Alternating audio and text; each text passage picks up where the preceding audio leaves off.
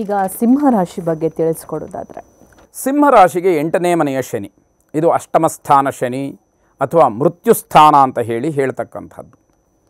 ಮೃತ್ಯುಸ್ಥಾನ ಅಂದ ತಕ್ಷಣ ಒಂದು ಸಾರಿ ಏನೋ ಭಯ, ಭೀತಿ, ಆತಂಕ ಕಾಣುವಂಥದ್ದು. ಆದರೆ ಜಾತಕ ಚೆನ್ನಾಗಿದೆ, ಹುಟ್ಟಿದಂತಹ ಸಮಯದಲ್ಲಿ ಯಾವುದೂ ದೋಷಗಳಿರಲಿಲ್ಲ, ಶನಿಯ ಬೇರೆ ಪ್ರಭಾವಗಳಿಲ್ಲ ಅಂತಾದರೆ ಏನೂ ಕೂಡ ತೊಂದರೆಗೆ ಅವಕಾಶಗಳು ಇಲ್ಲದೆ ಇರತಕ್ಕಂಥದ್ದು.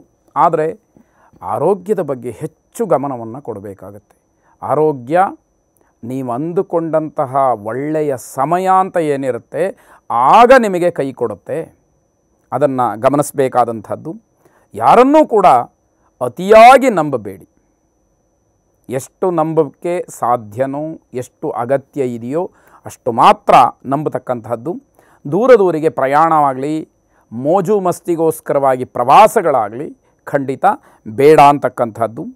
ಶರೀರ ಕೃಶವಾಗಬಹುದು, ಅಂದರೆ ದಪ್ಪಗಿದ್ದಂಥವರು ತೆಳ್ಳಗಾಗ್ತಕ್ಕಂಥದ್ದು, ಅಥವಾ ಏನೋ ಆರೋಗ್ಯ ಸಮಸ್ಯೆಯಿಂದ ಶರೀರ ಬಹಳ ಕ್ಷೀಣಿಸ್ತಕ್ಕಂಥದ್ದು, ಈ ರೀತಿದಾಗಬಹುದು. ಚರ್ಮಕ್ಕೆ ಸಂಬಂಧಪಟ್ಟಂತಹ ಒಂದಷ್ಟು ಸಮಸ್ಯೆಗಳು ನಿಮ್ಮನ್ನು ಕಾಡುವಂಥದ್ದಾಗ್ಬೋದು. ಆಲಸ್ಯ, ಕೆಲಸ ಕಾರ್ಯಗಳನ್ನು ಮುಂದೂಡಿಕೆ, ಪೋಸ್ಟ್ಪೋನ್ ಮಾಡ್ತಕ್ಕಂಥದ್ದು, ಸ್ವಜನ ವಿಯೋಗ, ನಿಮ್ಮವ್ರನ್ನೇ ನೀವು ಕಳ್ಕೊಳ್ತಕ್ಕಂಥದ್ದು, ಹತ್ತಿರದವ್ರನ್ನ ದೂರ ಮಾಡ್ಕೊಳ್ತಕ್ಕಂಥದ್ದು, ಮಂದಬುದ್ಧಿ ಕೆಲಸ ಮಾಡ್ತಕ್ಕಂಥದ್ದು, ಕೆಲಸ ಆದಮೇಲೆ ಅಯ್ಯೋ ನಾನು ಹೀಗೆ ಮಾಡಬೇಕಾಗಿತ್ತು ಅಥವಾ ನಾನು ಹೀಗೆ ಮಾತಾಡಬೇಕಾಗಿತ್ತು, ಇಂತಹ ಪ್ರಶ್ನೆಯನ್ನು ಕೇಳಬೇಕಾಗಿತ್ತು ಅಂತ ಹೇಳಿ ಅಂದ್ಕೊಳ್ತಕ್ಕಂಥದ್ದಾಗುತ್ತೆ. ಅದಕ್ಕೋಸ್ಕರವಾಗಿ ಬಟ್ಟೆ ಆಗಲಿ, ಅನ್ನದಾನಾದಿಗಳನ್ನಾಗಲಿ ವಿಶೇಷವಾಗಿ ವೃದ್ಧರಿಗೆ, ವೃದ್ಧಾಶ್ರಮಕ್ಕೆ ಮಾಡಿ ಅಂತಕ್ಕಂಥದ್ದು. ಆದಷ್ಟು ಅನುಕೂಲ ಇರತಕ್ಕಂಥವ್ರು ಮಾತ್ರ ಬೆಳ್ಳಿ ಪದಾರ್ಥಗಳನ್ನು ದಿನನಿತ್ಯದಲ್ಲಿ ಹೆಚ್ಚು ಉಪಯೋಗ ಮಾಡಿಕೊಳ್ಳಿ. ಅದರಿಂದ ನಿಮಗೆ ಇರತಕ್ಕಂತಹ ಕೆಲವಷ್ಟು ಗೊಂದಲಗಳು ದೂರವಾಗ್ತಕ್ಕಂಥದ್ದು. ಶುಭವಾಗಲಿ. ಇನ್ನು ಕನ್ಯಾ ರಾಶಿ ಬಗ್ಗೆ ತಿಳಿಸ್ಕೊಡೋದಾದರೆ, ಕನ್ಯಾ ರಾಶಿಗೆ ಕಳತ್ರ ಸ್ಥಾನ ಅಂದರೆ 7ನೇ ಮನೆಯ ಶನಿ. ಈ ಶನಿಯನ್ನು ಕಂಟಕ ಶನಿ ಅಂತಲೂ ಹೇಳುವಂಥದ್ದಿದೆ. ಈ ಕಂಟಕ ಶನಿ ಇರುವಾಗ ಅಕ್ರಮವಾದಂತಹ ಕೆಲಸಗಳನ್ನು ಮಾಡಬಾರ್ದು. ಯಾವ ಕೆಲಸದಿಂದ ತೊಂದರೆ ಅಂತ ಹೇಳಿ ಗೊತ್ತಿದ್ದು, ಅಪರಾಧ ಅಂತ ಹೇಳಿ ಗೊತ್ತಿದ್ದು, ಕಾನೂನಿಗೆ ವಿರೋಧ ಅಂತ ಹೇಳಿ ಗೊತ್ತಿದ್ದು ಆ ಕೆಲಸಗಳನ್ನು ನಾವು ಮಾಡ್ತೀವಿ ಅಂತಂದರೆ ನೀವು ದೊಡ್ಡದಾದಂತಹ ಅನಾಹುತವನ್ನು ಅನುಭವಿಸಬೇಕಾಗತ್ತೆ. ಕಾನೂನನ್ನು ಮೀರಿದರೆ ಕಂಟಕ ಫಿಕ್ಸ್, ಇದನ್ನು ತಿಳ್ಕೊಳ್ಬೇಕಾದಂಥದ್ದು. ಕೋರ್ಟ್ ಆಗ್ಬೋದು, ಪೊಲೀಸ್ ಸ್ಟೇಷನ್ ಆಗ್ಬೋದು, ಇದರ ಅನುಭವ ಆಗ್ತಕ್ಕಂತಹ ಸಾಧ್ಯತೆ ಹೆಚ್ಚಾಗಿರುತ್ತೆ. ಗೃಹಬಂಧನಕ್ಕೂ ಅವಕಾಶ ಇದೆ. ಮನೆಯನ್ನು ಬಿಟ್ಟು ಹೊರಗಡೆ ಹೋಗುವ ಹಾಗಿಲ್ಲ, ಅಥವಾ ನಿಮ್ಮ ಸ್ಥಳವನ್ನು ಬಿಟ್ಟು ಹೊರಗೆ ಹೋಗುವಾಗಿಲ್ಲ, ನಿಮ್ಮ ದೇಶವನ್ನು ಬಿಟ್ಟು ಹೋಗುವಾಗಿಲ್ಲ. ಈ ರೀತಿ ಇದನ್ನೆಲ್ಲ ನೋಡಬೇಕಾದಂಥದ್ದು. ಮತ್ತು ಬೇಡ ಅಂತಂದರೂ ಕೂಡ ನೀಚರ ಸಹವಾಸ, ಯಾರ ಸಹವಾಸ ಬೇಡ ಅಂತ ಹೇಳ್ತೀವೋ ಅದನ್ನೇ ಮಾಡ್ತಕ್ಕಂಥದ್ದಾಗತ್ತೆ. ಜೊತೆಗೆ ಆರೋಗ್ಯ, ಆಲಸ್ಯ, ಏನೋ ಆರೋಗ್ಯ ಸರಿಯಿಲ್ಲ ಅದನ್ನು ತಾತ್ಸಾರ ಮಾಡ್ತಕ್ಕಂಥದ್ದು, ಅದರಿಂದನೇ ದೊಡ್ಡ ತೊಂದರೆಯನ್ನು ಮಾಡ್ಕೊಳ್ತಕ್ಕಂಥದ್ದಾಗುತ್ತೆ. ಹೆಂಗಸಿನಿಂದ ಗಂಡಸಿಗೆ ತೊಂದರೆ, ಗಂಡಸಿನಿಂದ ಹೆಂಗಸಿಗೆ ತೊಂದರೆಯಾಗ್ತಕ್ಕಂಥದ್ದಿದೆ. ಇವತ್ತಿನ ಭಾಷೆಯಲ್ಲಿ ಏನು ಹನಿ ಟ್ರ್ಯಾಪ್ ಅಂತ ಏನು ಹೇಳ್ತೀವಿ, ಆ ರೀತಿಯ ಸಮಸ್ಯೆ ಆಗುವಂತಹ ಸಾಧ್ಯತೆ ಹೆಚ್ಚಾಗಿ ಕಾಣ್ತಾ ಇದೆ. ಗೋಸೇವೆಯನ್ನು ಮಾಡಿ, ಗೋಶಾಲೆಗಳಿಗೆ ಧನ ಸಹಾಯವನ್ನು ಮಾಡಿ, ಬಲಗೈಗೆ ಬೆಳ್ಳಿ ಕಡಗ ಅಥವಾ ಬೆಳ್ಳಿ ಬಳೆಯನ್ನು ಧರಿಸಿ, ಮಾತೆಯರು, ಹೆಣ್ಣು ಮಕ್ಕಳು ಅದೇ ಬೆಳ್ಳಿ ಬಳೆಯನ್ನು ಎಡಗೈಗೆ ಧರಿಸ್ತಕ್ಕಂಥದ್ದು ಒಳ್ಳೆಯದು. ಕಪ್ಪು ಎಳ್ಳನ್ನು ದಾನ ಮಾಡಿ, ಈ ಎಲ್ಲ ವಿಶೇಷವಾದಂತಹ ಧರ್ಮಕರ್ಮದಿಂದ ನಿಮಗಿರತಕ್ಕಂತಹ ಎಲ್ಲ ಅಷ್ಟ ಕಷ್ಟಗಳು ನಿವೃತ್ತಿಯಾಗಲಿ. ಶುಭವಾಗಿ. ಇನ್ನು ತುಲಾರಾಶಿ ಬಗ್ಗೆ ಹೇಳೋದಾದರೆ, ತುಲಾರಾಶಿಗೆ 6ನೇ ಮನೆಯ ಶನಿ, ಅದೊಂದು ರಿಪುಸ್ಥಾನ ಅಂದರೆ ಶತ್ರುಸ್ಥಾನ ಅಂತ ಹೇಳಿ ನಾವು ಕರೀತೀವಿ. ಜೀವನ ಶೈಲಿಯಲ್ಲಿ ಬದಲಾವಣೆಗಳಾಗುತ್ತೆ.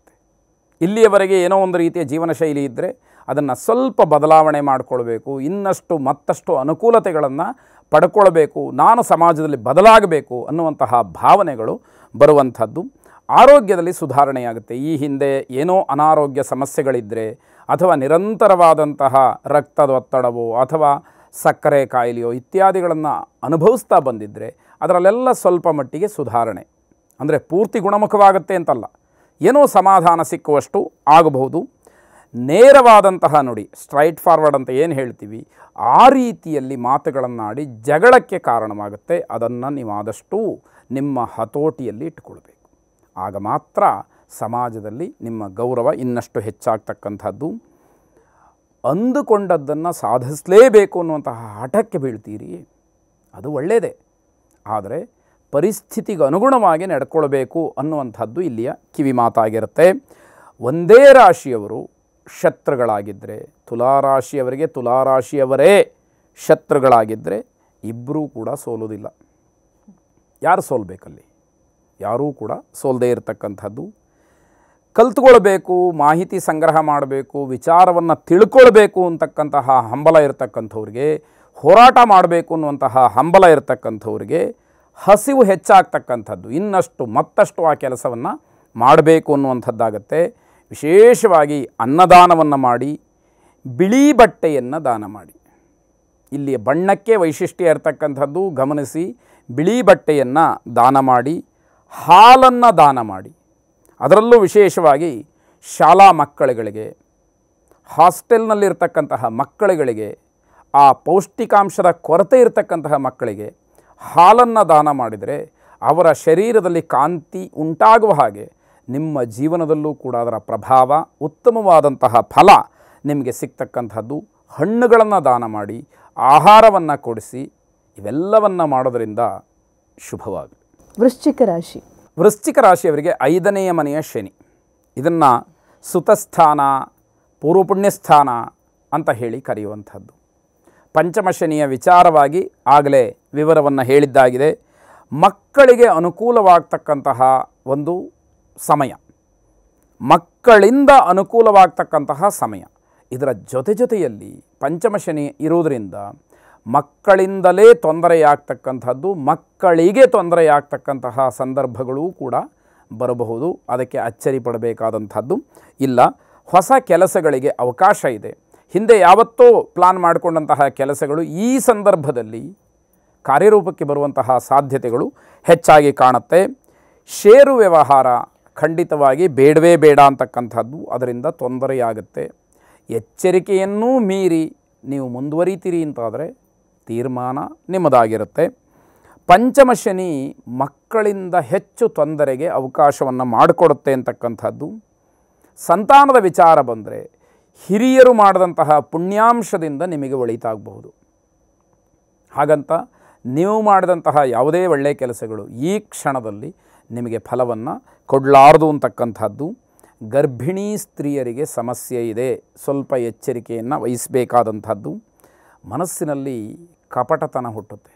ಏನು ಕನ್ನಿಂಗ್ ಅಂತ ಹೇಳ್ತೀವಿ, ಏನೋ ಅವಕಾಶ ಸಿಕ್ತು ಬೇರೆಯವರಿಗೆ ಮೋಸ ಮಾಡಿಬಿಡೋಣ ಅನ್ನುವಂತಹ ಭಾವನೆಗಳು ಬರುತ್ತೆ. ಆದರೆ ನಿಮ್ಮ ವೈಯಕ್ತಿಕ ಮತ್ತು ಸಮಾಜದ ಹಿತದೃಷ್ಟಿಯಿಂದ ಅದು ಒಳ್ಳೆಯದಲ್ಲ ಅನ್ನುವ ತಿಳುವಳಿಕೆ ನಿಮಗಿರಬೇಕಾಗತ್ತೆ. ಅಭಿವೃದ್ಧಿ, ಕ್ಷಯ ಎರಡನ್ನೂ ಕೂಡ ನೋಡುವಂತಹ ಸಮಯ. ದೀಪದ ಎಣ್ಣೆ, ದೀಪಕ್ಕೆ ತುಪ್ಪ, ಇದನ್ನು ದಾನ ಮಾಡ್ತಕ್ಕಂಥದ್ದು ಬಹಳ ಒಳ್ಳೆಯದಾಗಿರುತ್ತೆ. ಗರ್ಭಿಣಿ ಸ್ತ್ರೀಯರಿಗೆ ಸಹಾಯವನ್ನು ಮಾಡಿ.